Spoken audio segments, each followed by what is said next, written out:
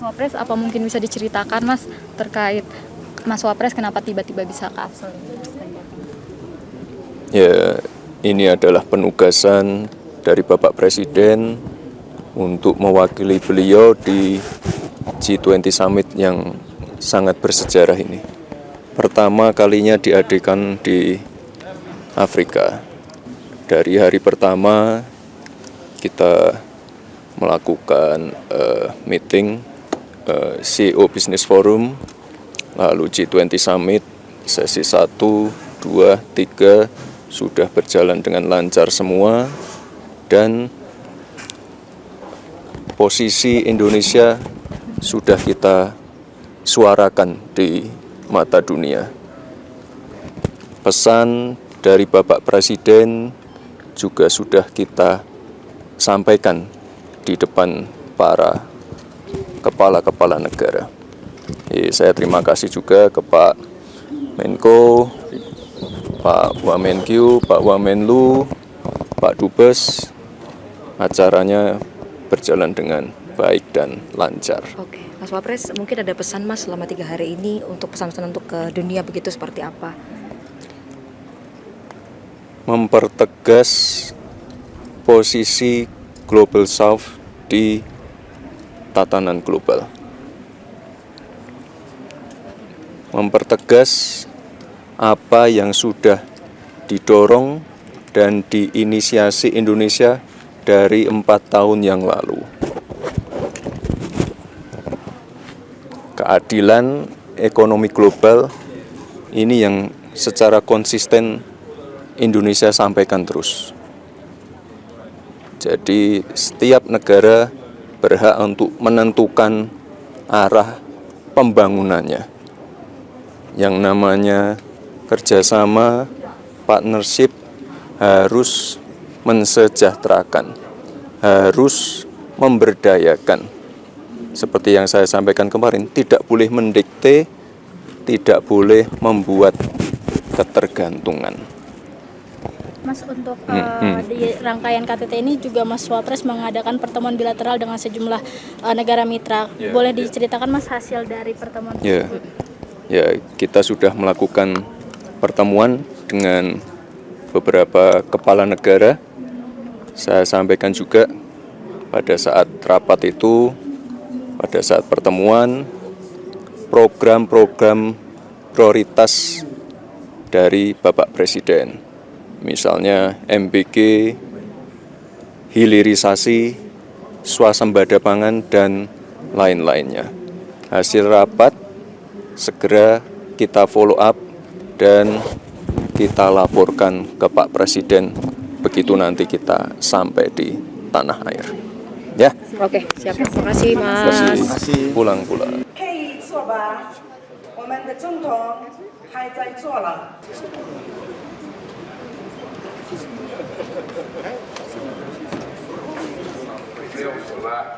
Cada chip, cada linha de código deve carregar consigo a marca da inclusão social. 40% dos trabalhadores do mundo. Your Excellency, President Ramaphosa, Excellencies, leaders of G20 countries, a fair and just future for all. This is our shared goal. But we must be honest. Are we moving toward that future or drifting away from it? AI will define economic strength for decades to come. Yet today, its benefits remain highly unequal, concentrated in a handful of companies from a few advanced economies. If this imbalance continues, the digital divide will deepen. History has shown us when progress is uneven, the benefits flow to a few, while the costs fall on the many. This time, we must do better. This revolution must be fair, and it must be good for the people. The G20 must ensure that AI becomes a force for inclusion. This means ethical governance and, more importantly, equal access. So innovators everywhere can access data sets, training system, and global platform. Indonesia believes inclusive transitions are possible, and therefore we support G20 Decent World Compact for fair wages, gender equality, reskilling, and social protection. Excellencies, AI may be digital, but it depends on the physical. From data center to advanced chip, AI relies on critical minerals. And global demand for these inputs is growing fast. But for too long, developing countries exported raw materials while the real value was taken elsewhere. Past industrial revolutions were built on this imbalance. We must not repeat it. This is why Indonesia chose a different path.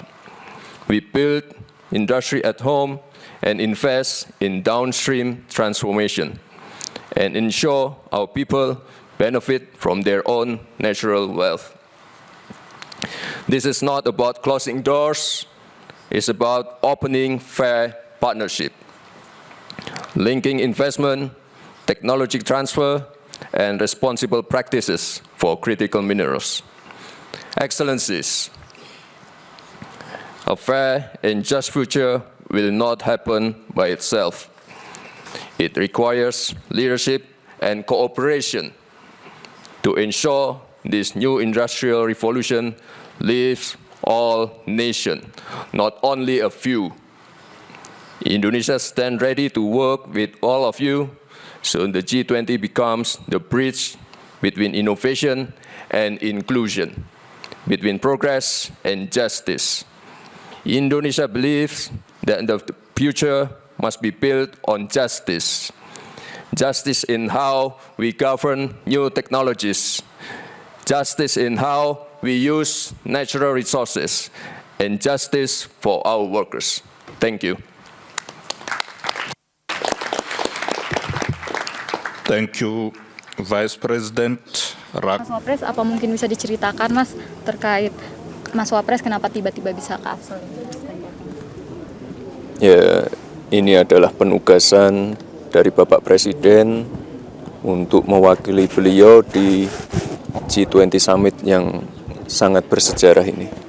Pertama kalinya diadakan di Afrika. Dari hari pertama kita melakukan meeting CEO Business Forum, lalu G20 Summit, sesi 1, 2, 3 sudah berjalan dengan lancar semua, dan posisi Indonesia sudah kita suarakan di mata dunia. Pesan dari Bapak Presiden juga sudah kita sampaikan di depan para kepala-kepala negara.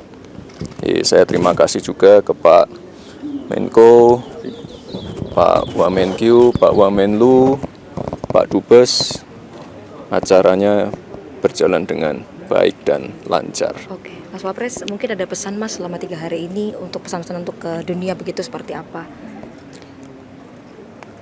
Mempertegas posisi Global South di tatanan global. Mempertegas apa yang sudah didorong dan diinisiasi Indonesia dari 4 tahun yang lalu. Keadilan ekonomi global ini yang secara konsisten Indonesia sampaikan terus. Jadi setiap negara berhak untuk menentukan arah pembangunannya.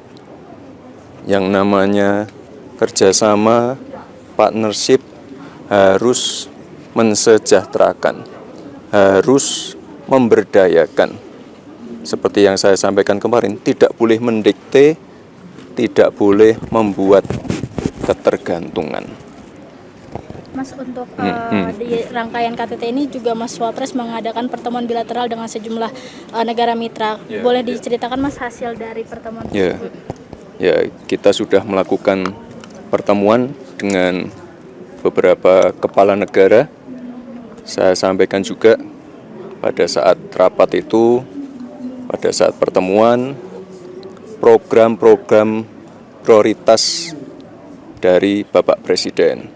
Misalnya MBG, hilirisasi, swasembada pangan, dan lain-lainnya. Hasil rapat segera kita follow up dan kita laporkan ke Pak Presiden begitu nanti kita sampai di tanah air. Ya. Oke, siap. Terima kasih, Mas. Terima kasih. Pulang.